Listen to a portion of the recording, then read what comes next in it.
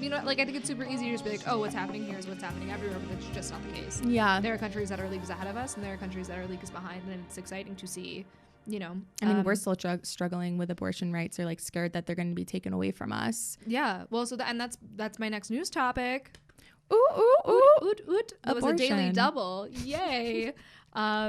No, so during quarantine in July, there were restrictions that were lifted on abortion pills to allow for women who need abortions to like forgo the undue burden of having to go and pick up in person. Mm-hmm. So in July, we lifted this restriction and said that if you are someone who needs an abortion to take the abortion pills, so within the first 10 weeks, you can take 2 pills, and that provides an abortion for the person. Mm-hmm. Both of these pills can be mailed in. You can do doctor consultations online or like via phone calls or Zoom or whatever.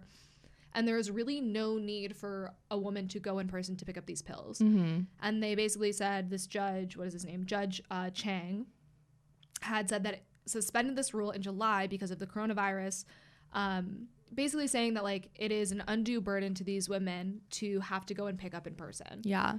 And it is. And in general, like, aside from the coronavirus, like, I firmly believe like this is just something we should implement always. If you don't have to go in person, you shouldn't be legally required to. So in the movie Unpregnant, when she has to drive across a border, it's like go, or there was an option where she could get a pill, but then she would have to come back in like a week or so to get the second thing. Right. So what this is saying is they'll just ship both of them to you. Yes. So from July until December, that's what was happening for people. They were able to just get it shipped at home, totally safe, totally self-administered, totally fine. So recently, this is actually the first abortion case that Justice Amy Coney Barrett has ruled on, who is an extremely right, religious, like Catholic voter, basically. She's the new one, guys. Yeah, she came in and they ruled to reinstate this abortion pill restriction. The vote was 6-3, obviously with the liberal judges in dissent, but that should give you guys like a better idea of how our Supreme Court justices lean now. It's like a very conservative board, unfortunately. Anti-women's rights. Yeah. So the good news is that the new administration could put the in-person requirement on hold once Joe Biden takes office on January 20th. So we will update you guys next week on whether or not that did happen. But yeah, it's super frustrating. Like, let me just like find a couple quotes. So give me a second. So but Biden can just overturn it, is what you're saying? Yeah, it sounds like he can put it on hold. The Trump administration basically tried to push this through, and they've been trying to push this through. Basically, for this decision, the court looked at data from 2 states specifically,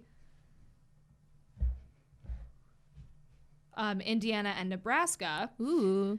Where state laws continue to require women to pick up the pills in person. In those states, the administration told the justices that the number of abortions had increased compared to the previous year, and what they basically argued was like that showed that like the requirement didn't actually create a burden on the right to abortion. But Supreme Court justices and lawmakers have said that this actually isn't a really good example of how the restrictions work, because there's been an increase in need for abortions during the pandemic because there is less access to contraceptives.